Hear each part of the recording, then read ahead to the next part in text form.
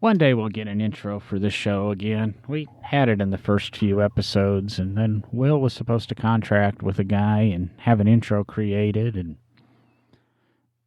we'll ask Will next time we see him or hear from him. I have a guy. Do you want me to get my guy? Well, Will's We guy could use the intro to my old show if you want to do that. I mean, it wouldn't really make sense, but we could use it. No, we'll probably get some copyright violation there. Will had a guy, and I've actually talked to an old friend of mine who has a band and a couple of albums out that maybe you've heard of. I don't know. I'd send a copyright violation to myself. Is that what you're saying I'd do? Yep. Okay. That doesn't sound like me. Honestly, I wouldn't have enough bandwidth in my brain to remember to send the copyright violation to myself. And if I did, I probably wouldn't remember to respond. So we'd be fine. But we'd have to change the name of the show, which you don't want to do. So, all right, what are we talking about this week, John? I don't want to take over as host. That's your job. I get to sit back and just be witty. I was looking at the sine waves from last week's show, and you actually talked just about as much as me last week. It was nice to see a 50-50 division and a lot of banter back and forth. Isn't that what you're supposed to do? I think so. Like when Derek and I do this show together, we're very academic. Are you? And we have these long, 10-minute dialogue. I guess it's not dialogue, monologues. We're academic. We can't spell or say the word, but we're academic. Oh, I'm playing with an idea for the name of something and trying to play it Italian, and I have trouble with words sometimes. I think we discussed that last week with my Akira and things like that. And I want Club Automo. See, I can't do it right now. I can't do it on demand, and how can I name something that if I can't name it, if I can't just do it? Type it out, and I'll pronounce it for you. Club Auto to. See, I can't do that. Club something. Yeah, Club something. Club Automobilista. Club. Let's see here. Club what? Club Med. Club. Yeah, Club Med. Yeah. I don't want to say Baby Seal after Club. That could get us in trouble. That's a demonetization thing, I think, probably. Well, we would have to monetize, and that'd only be our YouTube channel, and we do appreciate the few listeners we do have over on YouTube. We have to monetize to be demonetized? Yep. Okay. Well, let's go ahead and monetize. As of right now, I basically declare us monetized. Let's go buy Porsches.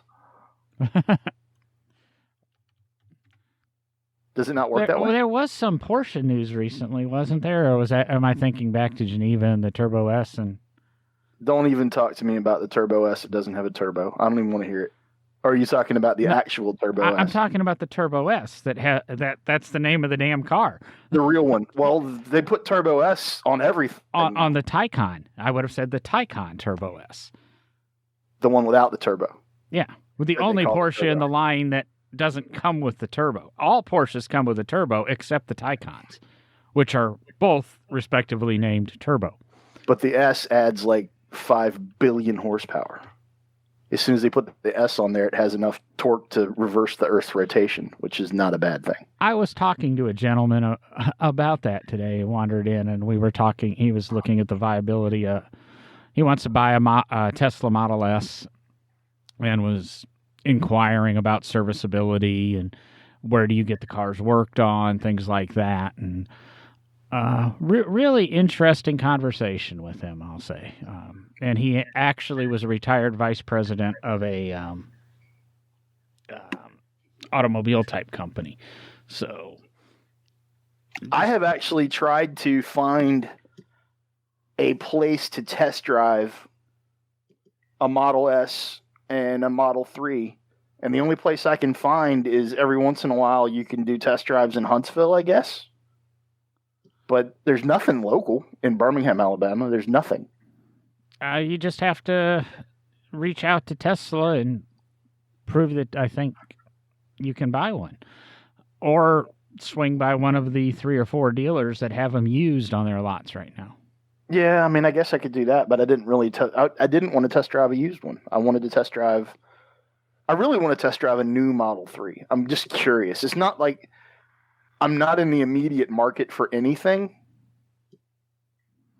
With 400 miles of range, which I don't know whether the Model 3 can actually extend to, but even 350 miles of range, it may be a viable vehicle for me living out in the country now.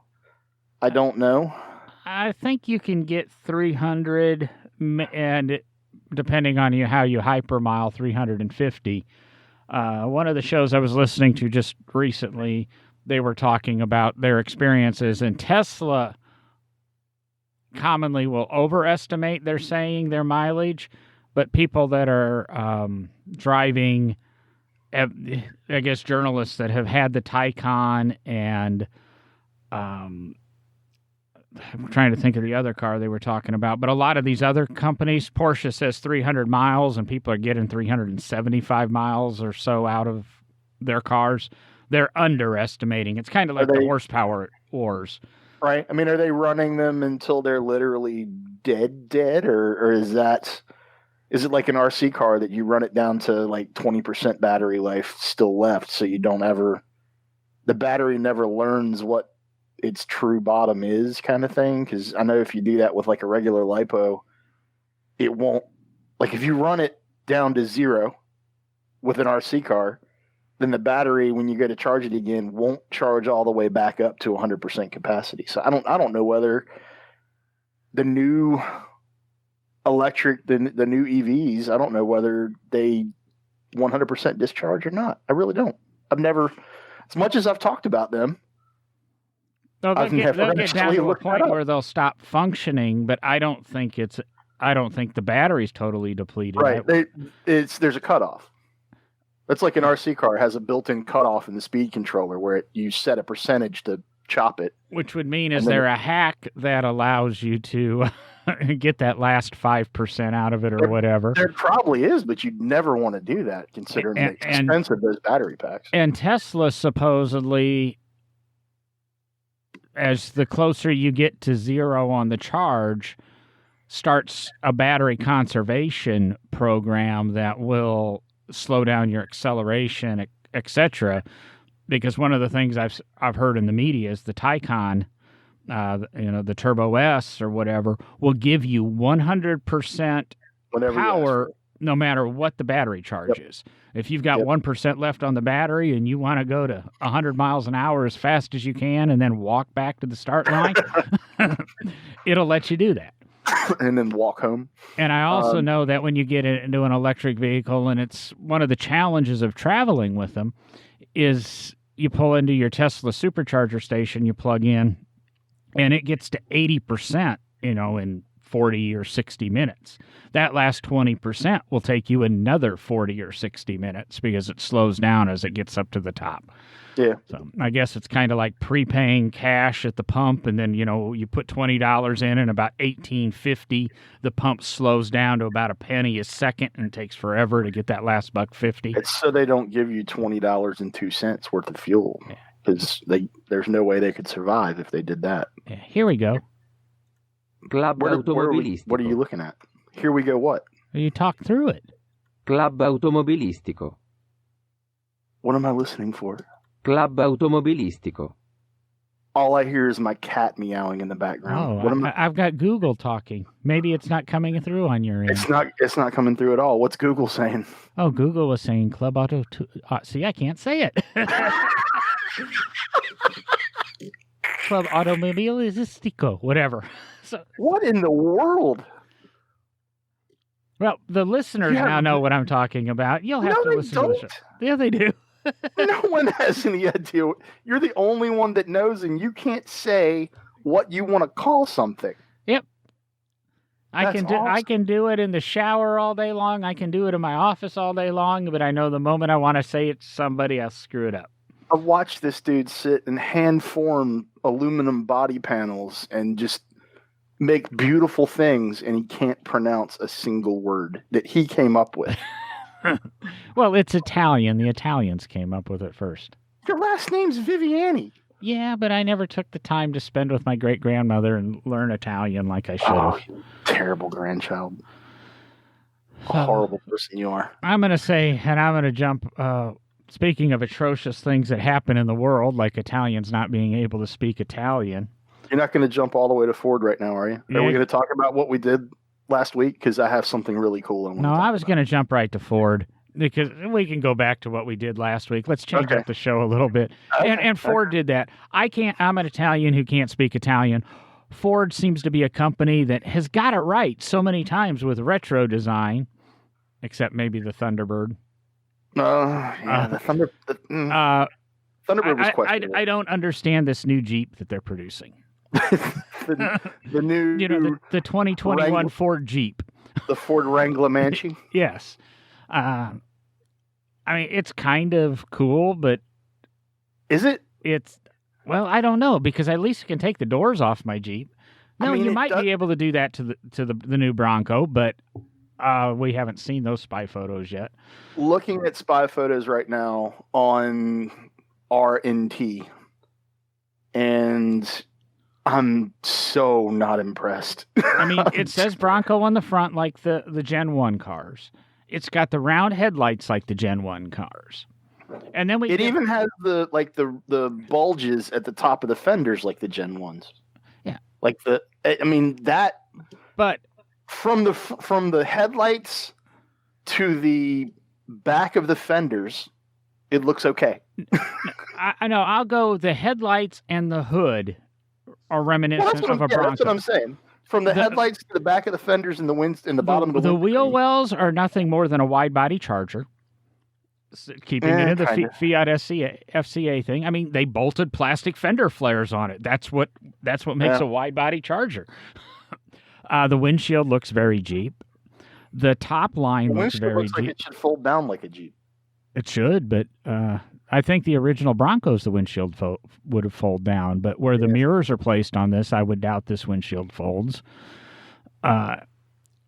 It's a four-door Wrangler with a removable top. If you're looking at the soft top pictured one, there is a two-door version, which would be like the two-door Wrangler Unlimited or whatever. I'm not even sure what the names are. And the hardtop looks like a Jeep hardtop, and from the back it looks like a Jeep hardtop. And I mean, I'm not sure.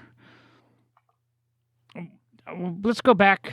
I don't think you were on the Tesla Cybertruck episode. Speaking of which, they're talking about putting a Tesla plant, I read, in Nashville to build the Cybertruck. Maybe we'll get to that. Yeah, Elon might have drawn the Cybertruck in third grade. We'll go with that meme. He drew the truck in third grade. We all drew the Cybertruck in third grade. At least we drew the thing. This is like the Ford designers handing in a picture of the Jeep. They traced a Jeep. I would literally rather have a Cybertruck than this Bronco. I think there's more. There's at least something to talk about with the Cybertruck, whether it's good or bad. There's really nothing that I'm seeing that's good to talk about. Like if I followed my mother's advice and all mother's advice, if you don't have anything good to say, don't say anything at all. We would literally not be talking about this right now. And that's why Will and Derek aren't joining us tonight. Is that really? No, they're listening to their mom. But we're going to go with that assumption that it is boxier than a Volvo. It is devoid of style in all ways. Like it looks like it should be about an $8,000 vehicle. It's not. It's terrible. I don't know that I've ever said that about anything Ford's built, except maybe that Abomination Explorer truck thing. What was that thing? Something track. The all track. All track. I think it was called. And then they had the SRT, or not SRT, the SVT version. That was I don't know what they called it.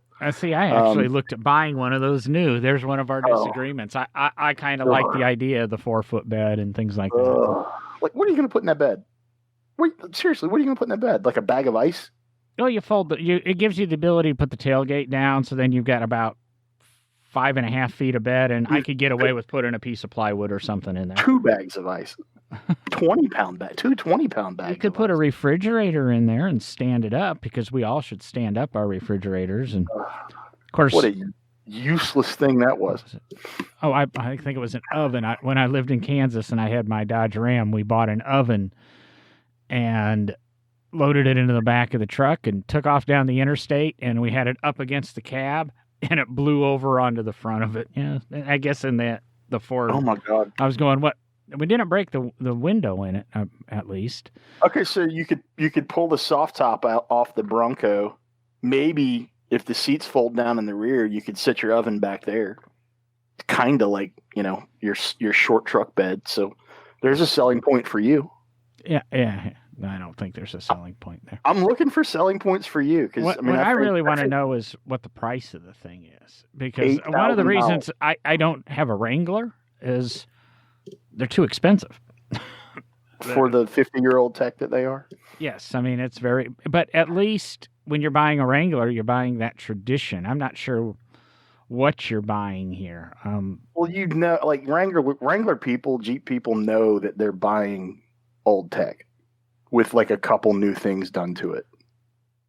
They know what they're buying into. They're paying that premium just because they want a Jeep. And if Jeeps are your thing, cool, have at it. But you said, this Bronco is literally, what does it harken back to? Unfortunately, I bet it will sell well. I don't know if it'll be Toyota FJ retro sell well, where the damn things sell for as much now as they did when they were new. I like the FJ. I actually like the FJ. I drove one once. Way too many blind spots in it. It does, yeah. You can't see out of it, but I thought it was comfortable. And Natasha brought one home. I enjoy looking at it. They're gorgeous trucks from the outside. Yeah, Natasha brought one home as a company car. We had it for a week or so, and I love driving that thing. I thought it was cool.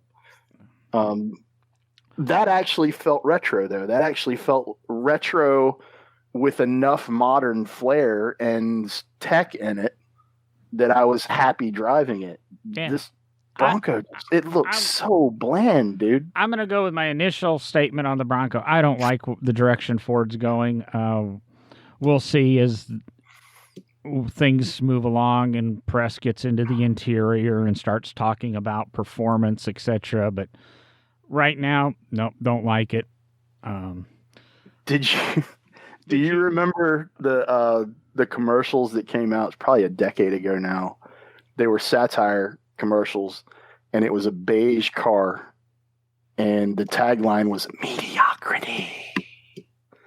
And they were like, it was interviews with all of these product experts talking about, we took everything exciting about an automobile and threw that out, and we just gave you a car.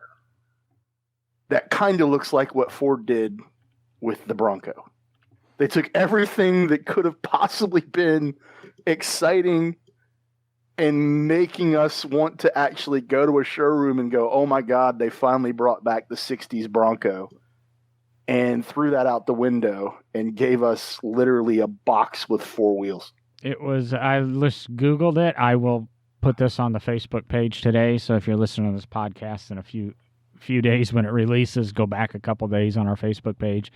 Looks like it was actually 143, a minute 43 spot by Subaru, and looks the mediocrity ones. Yep, 2010. No, there's a handful of them. There's like 5 or 6 of them. All there. Well, I think you do the minute 43, you might get them all. I would play them, but you can't hear them on your end, so that would be you sitting there for a minute 43 in silence, going, "What the hell is he doing?" They're wonderful. They're absolutely wonderful, and that is totally what this Bronco reminds me of. It just needs to be beige. And that the render, well, not the render, the spy photo I'm looking at is the black one. And sure, it's black, but I must be colorblind because it looks beige to me. It's just, I have never slagged off Ford that bad in my entire life. Well, there's a little, I'm looking at the roadandtrack.com. Spy photos are reporting on this, and they have a question at the very end of the article. Are you a fan of the Bronco's design? I clicked it. It's yes, I love it. I want one, and nah, I'd rather have a Wrangler. Can you guess what the percentages are? 20% yes, 80% nah. You almost got it right on the nose. Backwards. You're kidding. 84% yes and 16% no. Oh my God, I just clicked on it too. Why? Probably because the only people that are dumb enough to click through and look at this and analyze it and read all the way to the end are podcasters and fans of the Bronco. Or they want to be invited out to Ford's next What's New event up in Detroit as like media influencers, whereas clearly we don't care. I don't get it, man. I'm wondering if it has the 4-liter out of the Cherokee in it. is it a Pentastar? Is it just running Jeep running gear underneath it? They might as well have just contracted with FCA and put that body on a Wrangler chassis and rolled on. And I scrolled down a little bit, and there's a headline: everything we know about the new Bronco. And this is before it was released and put out to the public, are these spy photos. And that truck I like. I mean, it's full size. The fender flares are integrated into the sheet metal. Fans of the podcast know that I absolutely hate these damn bolt-on rubber wide body things. But that would have been a cool truck. That would have been a cooler truck anyway. Like, I would rather the new one look like a, what was it, early to mid 90s Eddie Bauer full size Bronco. No, the OJ cars. I'd have rather had that. Well, I'd have rather had that than this absolutely piss poor attempt at a retro vehicle. It just doesn't work, man. So what'd you do this week? I'm done picking on the Bronco. You done beating on the Bronco? Yeah, I'm closing the tab. Okay. All right, we're done. We're moving on. Thank God, because I was getting into a very negative headspace. You're welcome. Yeah. So I went out to Barber over the weekend and hung out with some friends that were racing in the World Racing League. And shout out to the Will to Win crew. They were out there with 4 GT4 Club Sport Caymans. The full name for the cars that they were racing are like GT4 Club Sport Manti Edition Evo Cayman, which is insane. Like, there's no reason that you'd have to go on that long, but they are beautiful little race cars. You see, Porsche charges by the letter when they produce the name badges on the back. They're like, if we add another 10 letters, we can charge another $85,000. Somewhere I've got a picture of a Porsche label. It's 911 Turbo Targa Carrera. It's literally 2 lines of. I'll have to try to dig that up, but I'm going. Tail, yeah. Retro. And there is actually a reason you order the Targa with the turbo, etc., because it's the only way I think you can get a certain transmission or a certain option. It's the only way you can get that. And I'm not talking about the Targa option. There's some performance option, but the only way you can outfit it is to get it in the Targa in that concoction. So I have absolutely no idea, and I used to be a Porsche product expert. I have no clue.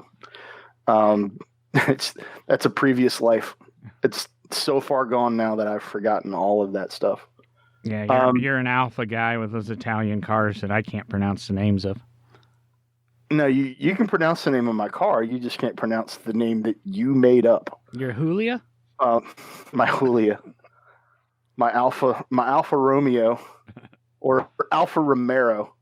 That's a dagger in my heart every time I hear it called that. Alfa Romero. There's no R. Where are you even getting that from? The famous Shakespeare play. Yeah. Romero, wherefore art thou? Romero and Julieta. And Julieta. Nice. All right, so I was at Barber. I was hanging out. They were racing. World Racing League was out there. Had a bunch of friends out there racing and having a good time. And another friend who I will not name because he asked me not to name him when I was doing the video for my other social channel, which if John will let me, I'll share it over on No Driving Gloves as well. If y'all want to check it out, if he'll let me pop it up there. He shows up in his 720S McLaren, and I didn't realize he had one of those. I saw that on social media, and I go, no, I didn't realize he got one of those. Yeah, he won it. That's how he got it. He won it through a maze. So if you're gonna have to fill me in on the story. Yeah, I mean, I don't want to go too far into it, but if you've ever seen Omaze on Facebook, any of those giveaways that they have for, whatever supercar, hypercar, celebrity giveaways, they give away all kinds of different stuff, and they do all this stuff. They basically have a limited buy-in raffle for each of the items that they're giving away, and the proceeds after whatever they I don't know how they do it, but I know that they give a lot of money to charity and some really good charities. And from what I have heard, those charities are actually getting the money that they are promised from Omaze. And I was present when this particular McLaren 720S was delivered to this gentleman. And it was one of the coolest things that I have ever been a part of in my entire life. And just knowing that, I mean, he literally, I think, don't quote me on this, but I think it was less than $100 that he put in and won a $300,000+ vehicle. And on Sunday, he was kind enough to let me take it for a drive. And I have not been in a modern McLaren, since the MP412C. And going from the MP412C to the 720S, lots of improvement has been made over those years. The MP412C it's still a bad car, man. I mean, it's bad as in good, not bad as in bad. I mean, the MP4 is not slow. It handles incredibly well. It rides nice, but the 720 is in a realm of its own. It's 780 horsepower at the flywheel, right at 700 at the wheels. The car's a little over 3,000 pounds, and it's a 4-liter twin turbo V8, and it is rapid. I mean, we pulled out of Barber and pulled out onto the road in front of Barber, and we went down a little ways, and I rolled into it. I rolled into it once in third gear, went from third through about midway through fifth. That's stupid fast. Stupid. We got to the speed limit really fast. Let me rephrase that. We got to the speed limit really fast. Obviously, you weren't shifting at red line. You were shifting around 1,100, 1,200 RPM. I was shifting red line. And then I rolled into it again in second gear and went second to the top of fourth. And then we went down a ways and we turned around. And we passed this group of folks that were standing out in their driveway. There's probably like 8 or 10 people standing out in their driveway. And this is a silver 720S Spider. Had the top down. It was a nice day. We passed these folks, and there's one guy, and you see him like just start losing his mind. He's pointing at the car, and you can see him going, "Oh my God, oh my God." So we went down probably a half mile from that house, and we turned around. And we were coming back, he literally jumped out of his shoes to try to run out to the road to take pictures. And I slowed down to like first gear speeds and laid into it, and it blurred my vision. It's that fast. And just, it's comfortable. It's a comfortable place to sit. It's a comfortable car to drive. The suspension, even in track mode, I had it everything from comfort to sport to track, just to feel the difference. Even in track mode out on the road, it's compliant. It doesn't rattle your teeth. It hits a bump and just soaks it up. It actually, I think it rides nicer than my Alfa, which my Alfa rides really nice. I think it rides better than the Alfa. And it was mind blowing, dude. Like, From everything from the fit and finish to the scissor doors and the mechanism that the doors work with, and all the Alcantara and the beautiful stitching in the interior and the dashboard and the seats, and the steering wheel is just perfect. And I'm all torso, so I'm normally in a supercar. I'm normally looking through the top of the windscreen, and in this car, I could get low enough to where I was probably 6 inches or 7 inches below that top of the windscreen, and I had a really good sight picture out of the car. And the best part of this whole thing is he offered to let me drive it on Barber the next time he takes it out for a track day. So stay tuned for a really cool Hoonigan style video. I can't wait to drive that thing on track. Cannot wait. I'm going to go with one question, and then I'm going to make some comments about my feeling on the McLaren product. He does buy track insurance, right? Oh, yeah. Oh, yeah. Yeah, absolutely. But, I mean, it's obviously when I take it on track, I'm going to treat it as such, and I'll take it on track, and I will run my 6 or 7 tenths. I'm not even going to approach 10 tenths of that car. There's no reason to. Let me ask you a question. Well, on that thought process. Okay, you take it out and you run 10 tenths. What's it going to cost you? How many times do you think he's going to let you take it out on the track? I mean, you're going to get one shot at it. What the heck? No, there's no, like, even when I was working for Porsche and SRT and Abarth and some of the other brands that I've worked for over the years, in a thrill ride situation, or when someone's nice enough to throw me the keys to something on that level, and I've been throwing the keys to, just like you, John. I mean, I know you've driven stuff that is well beyond yours and my station in life, basically. You just have to have respect for that. And that's one of the reasons why this gentleman is going to allow me to take it on track, is he knows that I'm not going to go out there and go into 10 tenths full race mode with it. There's no way I'd do that. And there's no reason to. There's no, like, we can get everything that we need to get out of that test and not have to even approach throwing the thing off. And the cool thing about those cars is almost all modern day supercars, hypercars, even, just lesser high performance cars, you can leave a certain level of traction control, stability control, in any other things that car has as a part of its vehicle dynamics package.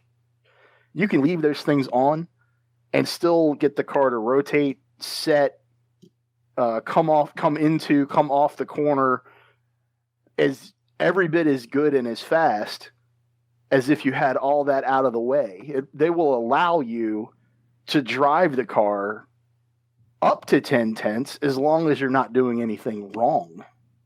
As long as you're not going in and inducing terminal oversteer or terminal understeer, or, as long as you don't get it completely wrong, you can leave those training wheels in place and literally get the same lap times out of a modern Porsche, that McLaren, Ferraris, Lamborghinis.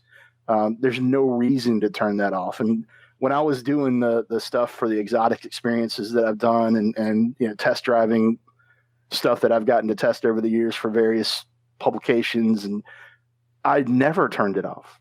Like, I'll put it in track mode or sport mode. When I was working with Porsche, Sport Plus, put it in Sport Plus, but don't turn TC off. There's no reason to. There's no reason to unless you really want to get it sideways. Unless you're in a situation where, like, we did some drift stuff for Porsche, and I did some drift stuff for FCA.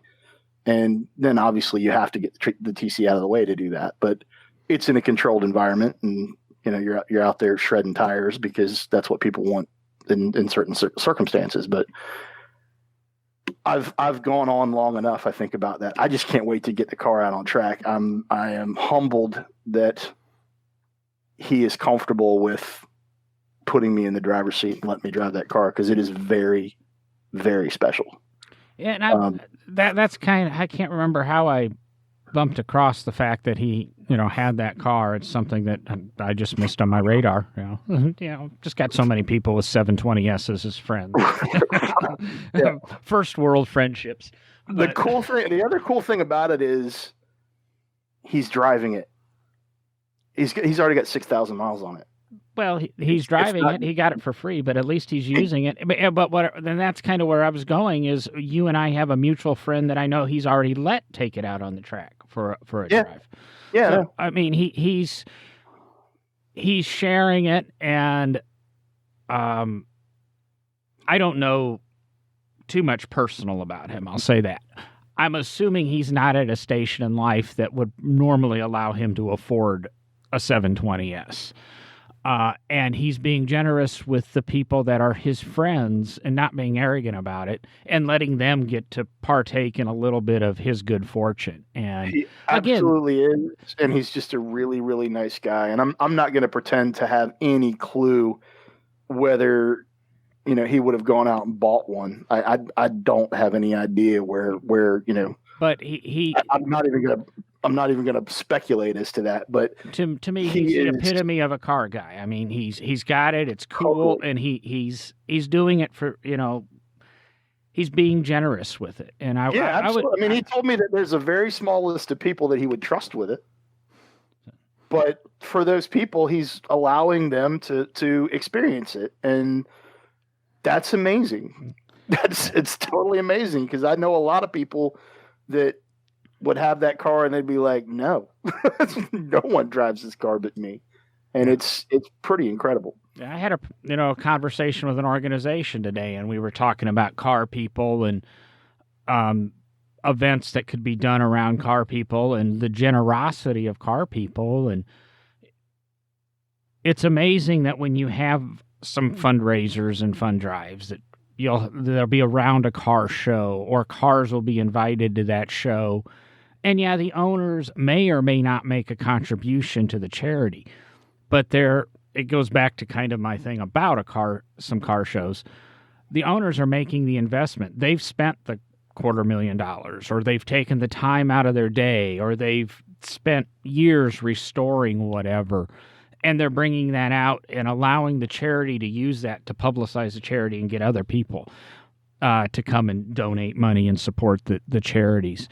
And it's why we do the podcast. It's why I've probably built my life around cars and still do, and haven't left that industry. I mean, every now and then I look at, want ads, and I was talking to somebody a couple of weeks ago about a job I passed up on, and he told me what he made in literally a month ago. I interviewed for the job, and I just decided, no, I didn't want to do that. And so I never completed the interviewing process, but I was getting along in it. And then I found out how much he made last year as he's developed that territory. And I go, maybe I could have sold out for that, but I wouldn't have the opportunities I do today. So like I say, when we get into this, you get into car restoration or a lot of these car hobbies, you're not going to become rich money-wise, but it's the wealth of your friendships and the community relations. And I mean, some do find a way to become rich, but I have stuck with it just because, and I think you have too, John. I love it. I love it. I got to a point, like when I was younger, I got a job with Roush Performance.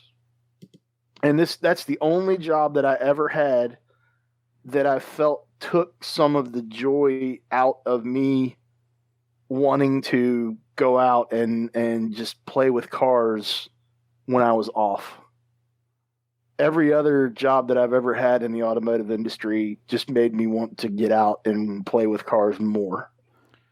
And I don't know whether it was, just a mindset that I had at that age or just where I was in life at that particular time or what, but I got to a point where I was like, I don't really want to play with cars anymore. And luckily I got away from it, and got back into it. But I kind of got to that point 10 years ago, 12 years ago in the game. And I got out of the car life. And of course, I landed a pretty cool job in the Right. intern.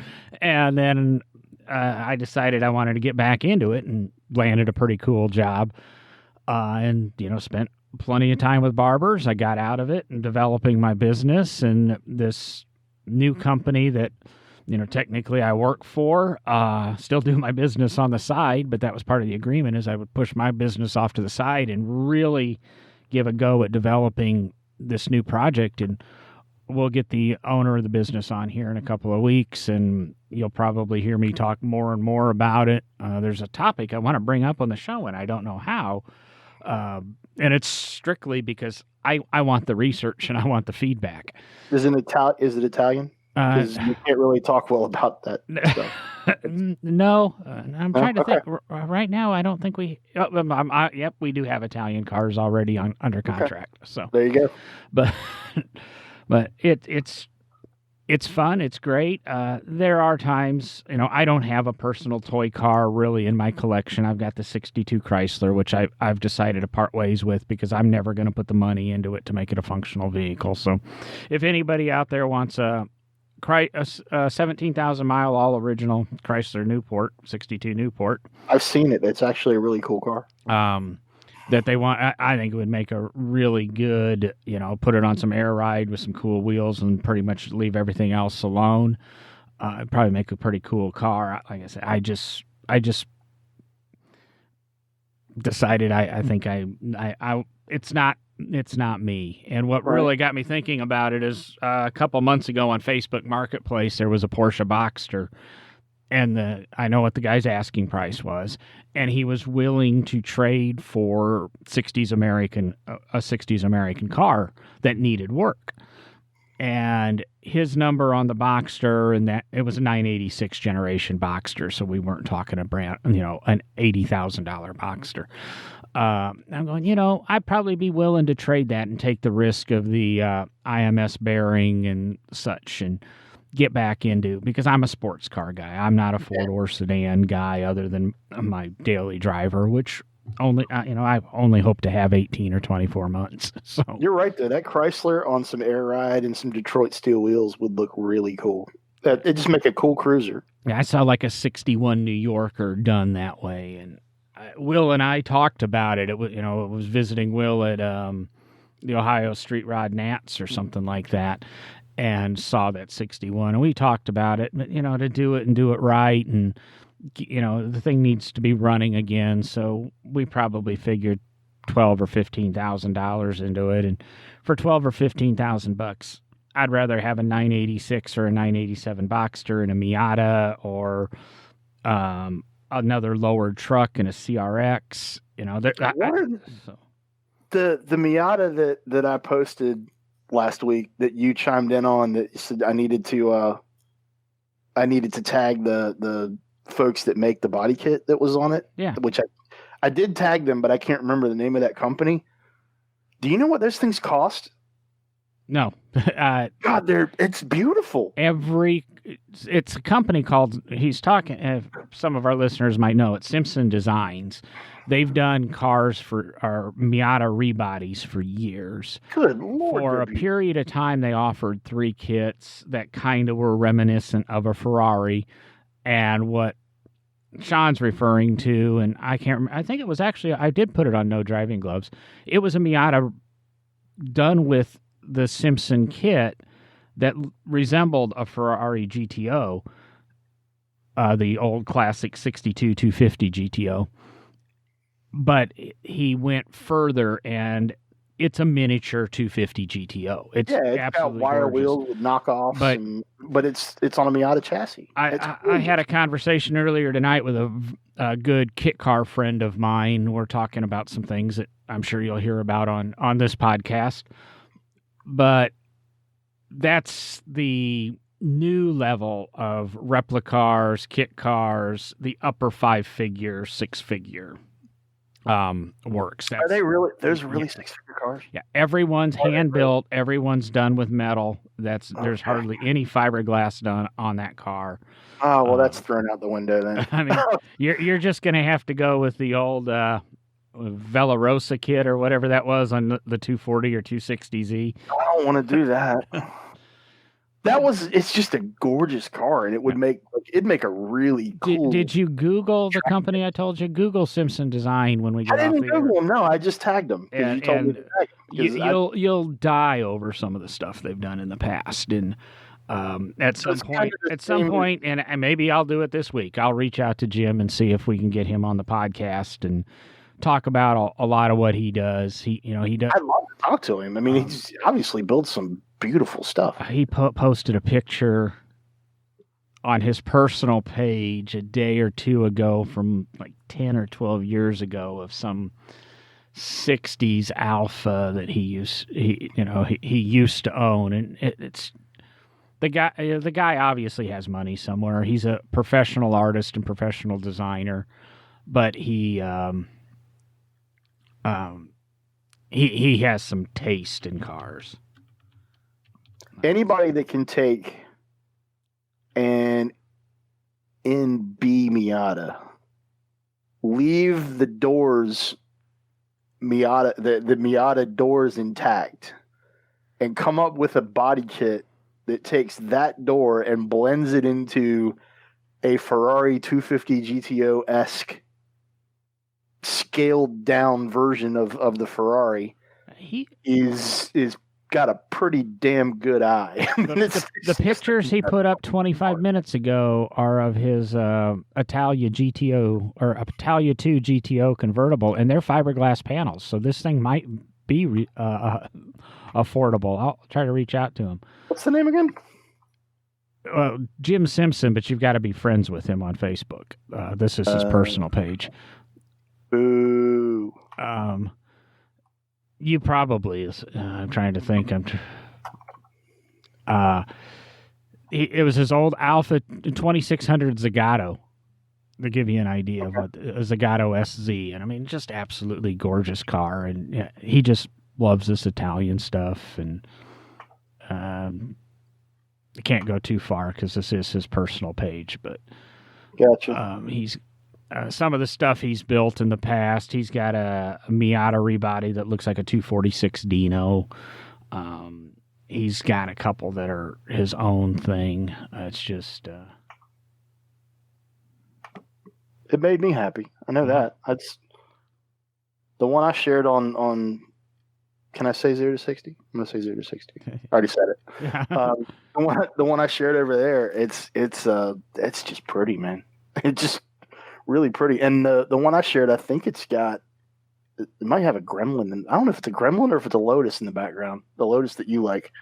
I believe it had a Lotus in the background. I just went by the picture. Lotus Elite? Is that what it is? What are those? I believe this picture has the Lotus. I think it's an Elite. No, that's his 75 Skyline. Oh, that's a Skyline. Yeah. It has a very gremlin-like side glass. Oh, never mind. I see the fender mirrors now. Well, you can do that on a Lotus too, but that's a Skyline. The back is very gremlin Lotus 501, 502 Elite. Yeah, but it's got fender mirrors. And it's got headlights and the Lotus wedges and has pop-ups. Yeah, I'm an idiot.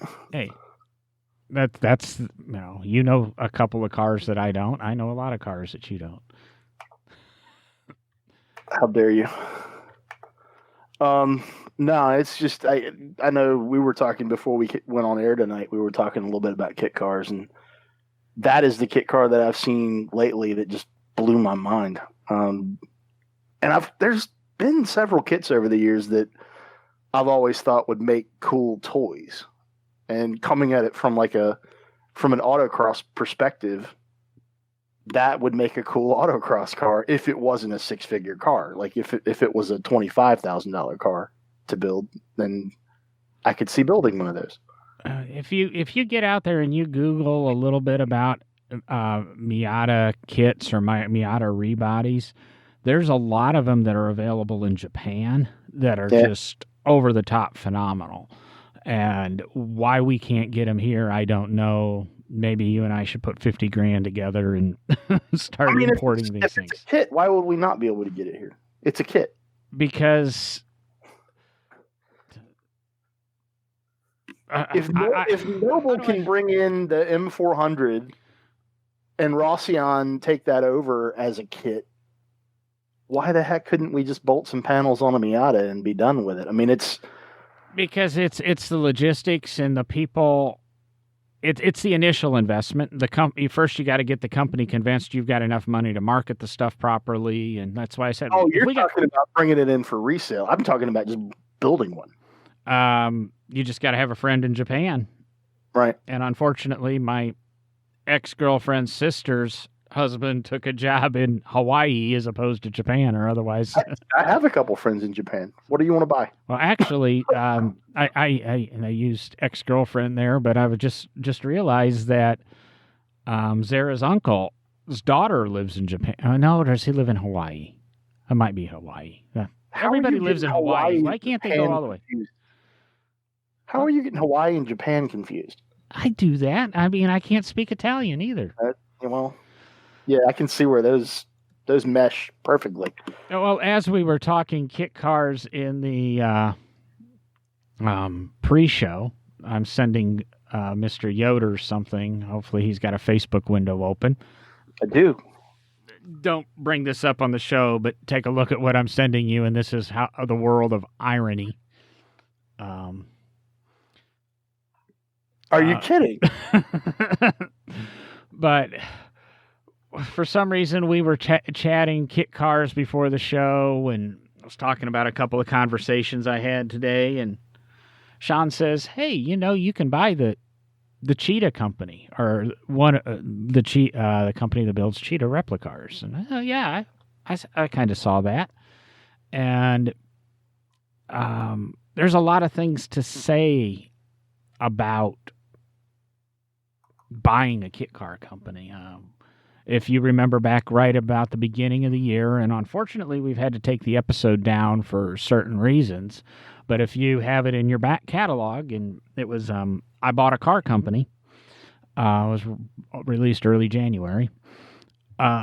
We interviewed a gentleman that was an investor in the Sterling Kit Car Company, and I don't want to go too far, but there's a couple of reasons we had to take it down, and it's not that things have went horrible and the company's out of business and things, but we were just asked it. Yeah. The interview took place in July, and some things changed by January. But what was your feelings on this before I go and shoot down why this is a horrible idea? Feelings on the fact that you can buy all of Cheetah's tooling? Is that what you're asking me? Yes. I don't know enough about the Cheetah and its history to know whether, or I don't even have any idea how to place a valuation on it. All I know is, from what I've seen, they're asking $200,000 to basically take over all of the molds and everything that they have that would allow you to recreate the classic Cheetah. What I don't get, before we started the show, I looked up Cheetahs for sale, and I have seen a low price of $32,000 and some change, and a high price of $675,000 for just a single car. And I mean, are those cars really worth that kind of money? And if they are, I would think that $200,000 for the entire company would be a bargain. But what's the market for something like a Cheetah? And then what's the market for something like a Cheetah replica?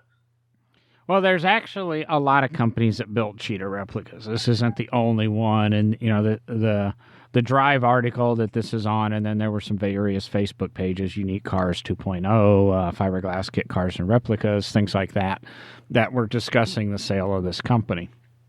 I believe the Cheetah is about a $500,000 car or something. And the whole idea, it was built by a guy named Bill Thomas originally in about 64, 65, with the full intention of taking down Carroll Shelby. I do remember that. And the driveline configuration is nuts. And he was going after Shelby, and he was doing it on a shoestring budget. Unfortunately, he started a couple of years after Shelby, and Shelby had gained some power. And the story goes, and the reason ironically I know this is I listened to a podcast last week, Matt Farrer, the Smoking Tire, and he was talking to somebody, and they covered a little bit of the history of the Cheetah. That's why I know it so well right off the top of my head. It's all kind of familiar, and I knew exactly what they were talking about on the podcast. And for those that don't know, think of a Cheetah as a mid-year Corvette, about 3/5, 4/5 scale. That's bobbed in the rear and bobbed in the front. Yeah, you literally sit between the rear tires. And if anybody saw the picture I put up on Facebook this week of the drag racer with the differential in a very precarious position on the gentleman, Right. You kind of do the same thing here with the transmission, except you're on top of the transmission as opposed to. It doesn't even have a drive shaft, does it? Like it literally goes from. Yeah, he sat the motor. The motor is sat so far back in the car. The motor goes to a U joint, which I think goes to like a 2 or 3 inch drive shaft, which goes to another U joint that allows the flexibility, or it's a single U joint. But basically, the transmission bolts to the differential. That's so weird. That's so weird. It is a weird looking thing, man. Like I'm trying to figure out. I mean, I know that front mid-engine balance is actually really good when it comes to driving dynamics, but this is it's maybe pushed the engine too far back into the This is literally, when you say mid-engine, you can't put a motor any more in the middle of the car than what this guy did. Right? But then you have the driver and the transmission and the rear axle, and it's like all of the weight is in the back half of the car. Like it looks like the weight distribution front to rear would probably be like 70 rear, 30 front. And I'm being gracious saying 30 front. There's no weight on the front end. None. No, and it supposedly was a reasonably successful car in that, but where I was going with Carol is Shelby went ahead and protested with the FIA and had them change their homologation rules, and went from having to build like 20 or 25 cars to meet homologation to having to build 100 or 150 cars, and there was unfortunately no way this could be done.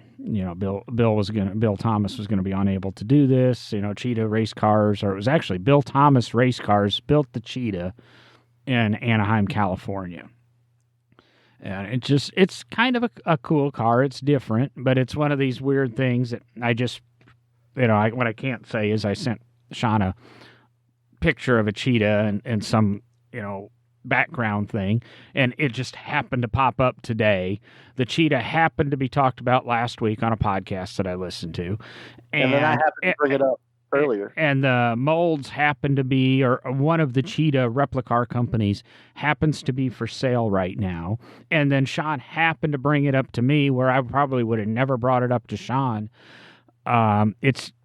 It's this weird thing that happens to me in the world that we had to bring it up in the show somehow. And who knows, what'll happen next when it's just a weird looking thing, man. And speaking of this odd stuff, to the right, I'm looking at a Barrett Jackson auction report from 2017 at Scottsdale, where they had a no sale on a Cheetah. The column to the right, articles and news, is untamed Bronco supercharged. So, but this is a classic Bronco with tacked on fender flares. But it's here we are back to the beginning of the show, and I'm seeing stuff on a Bronco. Is that where we should end? We've come full circle. Which is, if anybody's listened to No Driving Gloves for more than probably 20 episodes, most of our episodes somehow go full circle. That's almost a little too good to be true. Yeah, somebody's telling us to wrap it up, and I'm looking at my clock, about 59:42. So I'll babble a little bit here. We stretched that into an hour. We got an hour. We stretched nothing into an hour. Well, I honestly think there was some quality content in this show. I mean, we covered Tesla. I didn't get too much into the new plant. that they're proposing. Because I said when to the journalist that posted it, I said, there's an unused factory in Spring Hill, Tennessee, old automotive factory. Really? Yeah. Where's Spring Hill? Just south of Nashville. I used to live in Nashville, and I don't remember Spring Hill at all. I went and looked at a Lotus, a lease that was for sale there a couple of years ago, but they used to build a little plastic car there called the Saturn. Oh, okay. And why I thought that could be viable is Riven, which we talked about a couple of weeks ago on our shockingly we went off topic episode. They bought the old Diamond Star plant in Bloomington, Normal, Illinois, and they retrofitted it for modern electric truck production. And guess what Tesla wants to do? Put the Cybertruck in their new plant. Why not look at existing technology, unless, of course, they're laundering money or something. Left over where they could build dent-resistant panels. You know what? Why do they need dent-resistant panels? The thing's already bulletproof. Well, the windows actually obviously aren't. But I heard this morning, and the podcast is a couple of weeks old. I was catching up. It was CarCast, and I believe it was Matt D'Andrea and Alex Weaver from Edmunds hosting. There's so many different hosts on that podcast, it gets annoying. But he said Hot Wheels has come out with a 1/64th Cybertruck, and I haven't Googled or looked, but there's supposedly a limited edition 1/10th scale Cybertruck that comes with decals that you can apply to the windows that showed shattered glass. But with that, I'll say check out our Patreon. We're getting closer and closer to going video for you guys that want to join us on Wednesday nights. I'm keeping it 8:30 to record. You almost just got me tonight. Will and Derek couldn't make it, but we'll sit down about 8:30. You'll hear some of the pre-show chat and then hear us actually record. And, I don't edit out very much anymore, but you'll hear some of the flubs in that. So check out our Patreon. There is a link on the website, nodrivinggloves.com. Follow us definitely on Facebook. We're much more active there. I'm working on the Instagram and getting that much more active. And I'm trying to make that much more. The Facebook, we do a lot of cool memes, and I do some news postings. The Instagram, I'm trying to make more photographs and cool things like that from just the automotive world. But Facebook, Instagram, No Driving Gloves, nodrivinggloves.com. Patreon, you can find us at No Driving Gloves. There is a Twitter, No Driving Gloves Pod. But that's all the social media kind of stuff. You can find it all on the website. And with that, I don't know if we have a Zamboni tonight because, it's getting warm and the ice is melting. Would a Zamboni have any effect on you being able to keep your eyes open while you're talking during the podcast? Oh, are now you picking on me like that? I like to talk with my hands and have my eyes closed. And it's that I'm going to be the entertainment of the. I sound very dry, especially when some of my more academic topics, but I'm very animated. I just spoke to a really good friend of mine for an hour online, and literally he never looked at me once. Well, I look at my mic in front of me, and I have a monitor to the right and a monitor to the left, and the monitor to the right has all the information for the show on it. So, oh, it's awesome. So awesome. Thanks for having me on, John. I appreciate it. Yeah, no problem. We'll probably have you next week. We'll talk to Derek and Will and see if we can get them scheduled in. But we're working on going video, so we've got to have a standard time. So, Derek and Will, if you listen to this episode, we're shooting for probably 8:30s every Wednesday now. With that, I'm out of here. Later, man.